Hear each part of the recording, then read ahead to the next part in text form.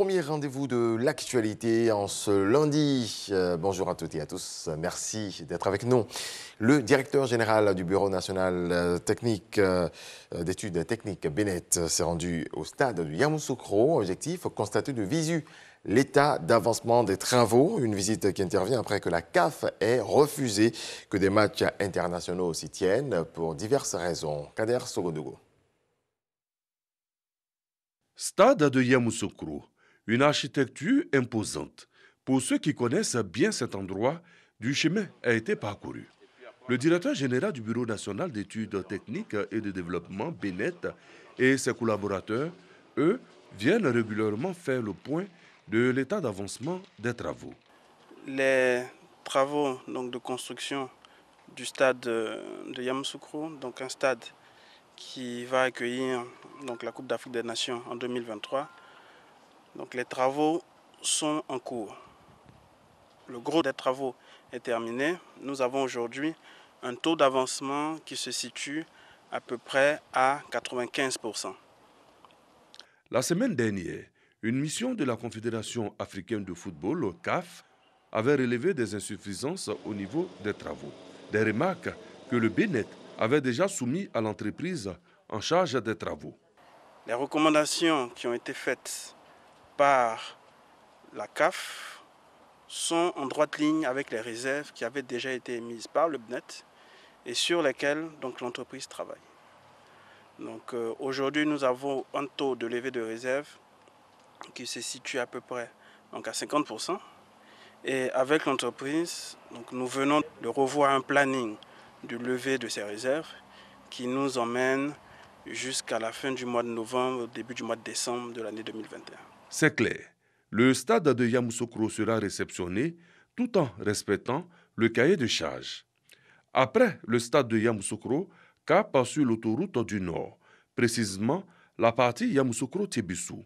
Tout semble aller dans le bon sens. Cette première section qui est en travaux va de Yamoussoukro à Tébissou. Il s'agit d'une section qui est sur 37 km. Nous sommes très bien avancés. Nous pensons que les travaux seront livrés dans les prochaines semaines. Même si on dépasse la fin du mois de septembre, ce sera au courant du mois d'octobre au plus tard. Et aujourd'hui, nous sommes satisfaits de la qualité des travaux. Tout porte donc à croire que l'autoroute Yamoussoukro-Tébissou sera ouverte à la circulation dans le dernier trimestre de cette année. Gratuité ciblée des méthodes contraceptives pour les populations défavorisées. C'est le ministre de la Santé, de l'Hygiène publique et de la couverture maladie universelle qui l'annonce. C'était à l'occasion de son adresse pour la 6e édition de la Journée mondiale de la contraception à Agboville ce dimanche. Séphora Zegui. Agboville, ce dimanche 26 septembre, jour de sensibilisation sur les méthodes de contraception. Selon l'Organisation mondiale de la santé, OMS, le taux de prévalence est de 23,9% en Côte d'Ivoire en 2021. Malgré les progrès réalisés en la matière, les chiffres sont alarmants. Nous avons toujours 614 femmes qui meurent du fait de l'accouchement pour 100 000 naissances vivantes. Une infection sur 5 du VIH concerne un jeune de 15 à 24 ans. Et je peux citer beaucoup d'autres statistiques. La contraception est célébrée ce jour pour apporter une réponse à la mortalité maternelle, aux grossesses précoces et aux maladies sexuellement transmissibles, entre autres. Pour un meilleur repositionnement des méthodes contraceptives dans le pays, l'UNFPA fait des recommandations. J'aimerais vous inviter à focaliser nos investissements dans 3 domaines clés pour l'UNFPA, à savoir l'appui à l'amélioration de la chaîne d'approvisionnement des produits contraceptifs, la vulgarisation de l'application e-santé que nous avons lancée tout dernièrement avec le ministère. Pour notre bien-être, j'accompagne ma partenaire pour le choix de notre méthode contraceptive. C'est sur ces thèmes que le ministre de la Santé, de l'Hygiène publique et de la couverture maladie universelle entretient les participants. Message reçu par les populations. Le message du ministre ce matin m'a très plu. C'est moi-même, je suis arrêtée devant vous. J'ai 8 enfants. Est-ce que quand vous me regardez là, je suis vilaine? J'ai fait 8 enfants parce que j'ai laissé espace entre mes enfants. Demba Ungou Pierre, le ministre de la Santé, annonce la gratuité ciblée des méthodes contraceptives. C'est un plaidoyer que nous avons fait. L'ensemble des acteurs, y compris les partenaires et le chef de l'État, a voulu rendre gratuit les produits contraceptifs en Côte d'Ivoire pour accélérer l'adoption de la contraception comme moyen de planification familiale, mais surtout d'accélération du développement de notre pays. Nous allons prendre en compte les populations les plus vulnérables qui ne sont pas accessibles aux produits contraceptifs, mais notre objectif c'est d'étendre. Voilà pourquoi nous lançons un appel et nous faisons un plaidoyer. D'abord en direction des jeunes, nous allons très rapidement donc, voir les conditions pour que cette mesure s'applique, mais également s'étendre progressivement à toutes les couches sociales. Chaque année, le 26 septembre marque la Journée mondiale de la contraception. Une occasion pour le gouvernement de faire le bilan des actions entreprises et faire de la sensibilisation. Cette année, 1 580 000 femmes utilisent la contraception. Cela a permis d'éviter 560 000 grossesses à risque, 200 000 avortements et 2400 décès. Puisque nous parlons de la... Sachez que l'excision continue de prendre place dans nos traditions. Cette pratique qui consiste en une ablation du clitoris fait toujours des victimes, même si elle est punie par la loi. Dans cet élément que vous allez voir, Éric Goré nous apprend que la sensibilisation se poursuit et elle gagne du terrain. Ici, c'est le village de Bafimé, à quelques kilomètres de Korogo. Dans ce petit village, l'excision a fait plusieurs victimes car la pratique a été courante pendant longtemps. Ici à Bafimé, nous faisions l'excision des filles. On pensait que si tu n'excises pas la fille, elle ne va pas faire d'enfant. Mais maintenant que nous avons vu avec les séries de sensibilisation, nous avons vu, même sans exciser la fille, elle peut faire enfant. L'heure est maintenant à la repentance. Cette fervente pratiquante de l'excision a fini par comprendre les dangers liés aux mutilations génitales. Damieo Chodja se confesse. En faisant l'excision d'une fille, ça nous dépassait. Elle saigne, elle peut mourir en même temps et après, elle peut traîner une maladie toute sa vie. Nous-mêmes, avant d'exciser une fille, il faut aller charlanter, il faut aller voir les fétiches, il faut aller voir les divins pour que la fille sorte sainte et sauve. Mais si on nous dit de ne pas faire l'excision, ça peut nous épargner de tout ça. Nous ne faisons que dire merci. En Côte d'Ivoire, une étude de l'UNICEF a démontré que 38% des femmes âgées de 15 à 45 ans ont été victimes d'excision. Comment éradiquer ce phénomène dans nos sociétés? Les guides religieux, les chefs traditionnels, les ONG et le ministère de la Femme sensibilisent. L'excision, c'est une pratique ancienne. Bon, c'est rentré dans l'islam.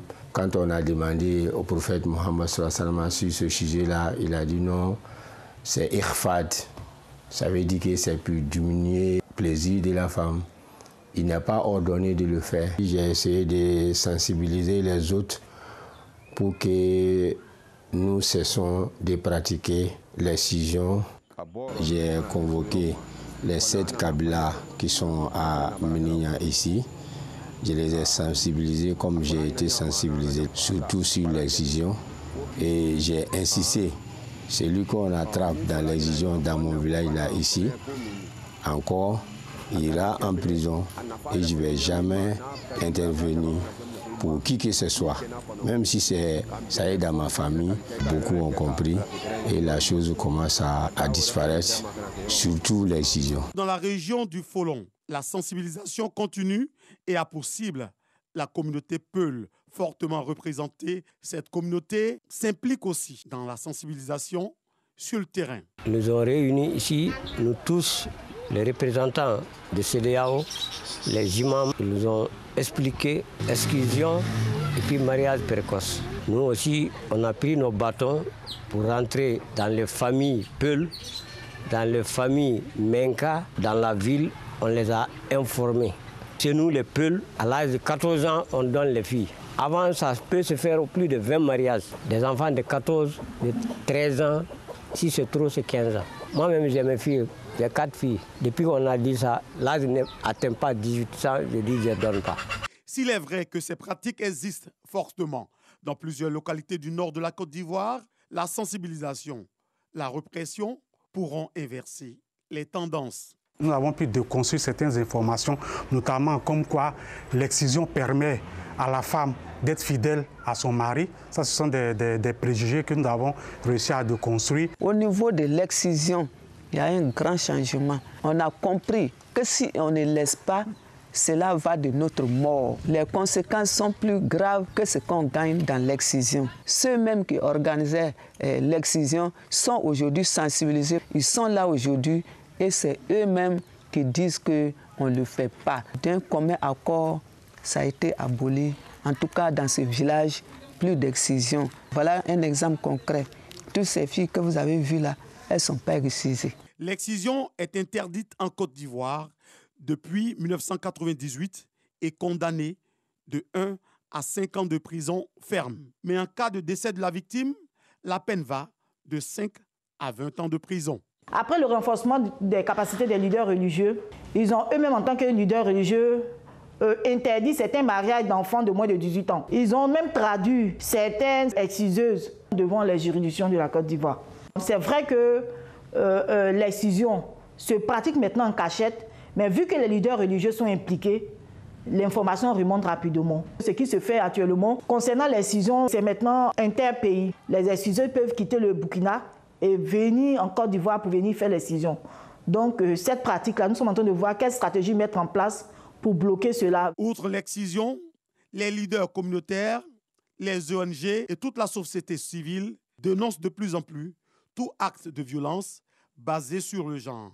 À ce sujet, plusieurs actions sont en cours. Autre volet de l'actualité, l'université Jean-Laurent Guédé de Daloa, équipée en mobilier et en matériel de visioconférence moderne. Un don de l'Allemagne par le truchement de son ambassadeur en Côte d'Ivoire. Le grand bénéficiaire, la salle de conférence du groupe de recherche interdisciplinaire en écologie du paysage et en environnement. C'est ce que nous dit Jean-Marc Djadji. Une salle de conférence équipée en mobilier de bureau, projecteurs, caméras, écran HD et des haut-parleurs. C'est l'ensemble des dons faits par l'ambassade de la République fédérale d'Allemagne en Côte d'Ivoire aux chercheurs en écologie du paysage et en environnement de l'université Jean-Laurent Guédé de Daloa. Ces équipements technologiques visent à faciliter la formation académique et les échanges entre les acteurs de l'université. Je me réjouis d'avoir contribué à une salle de conférence équipée d'une technique excellente, moderne, pour améliorer la communication, pour des cours en ligne et aussi pour des échanges avec des autres universités dans le monde entier. L'ambassadeur allemand Ingo Herbert a échangé avec les étudiants et le personnel de l'université sur les opportunités de bourse offertes par la République fédérale d'Allemagne. Dans le reste de l'actualité, les Suisses votent massivement pour l'ouverture du mariage aux couples homosexuels. Le oui l'a emporté avec 64% ce dimanche, dépassant largement le score prédit par les sondages. Le pays est l'un des derniers États occidentaux à ne pas avoir légalisé le mariage homosexuel. Pourtant, la société suisse s'y prépare depuis des années, à l'image des catholiques chrétiens. Les 10 000 membres de cette petite église progressiste acceptaient déjà la bénédiction des couples homosexuels. Ils viennent de dire oui au mariage pour tous. Du sport, basketball, championne d'Afrique en 2017 et en 2019, les Nigérianes font la passe de 3. En finale de l'édition 2021 de l'Afro-Basket féminin, le Nigeria a pris le dessus sur le Mali 70-59 hier dimanche. Jamais inquiété, les joueuses d'Otis Junior assoient un peu plus leur domination sur le basketball africain. Merci à toutes et à tous de nous avoir suivis. C'est la fin de ce point de l'actualité. Excellente journée. Paix dans vos foyers.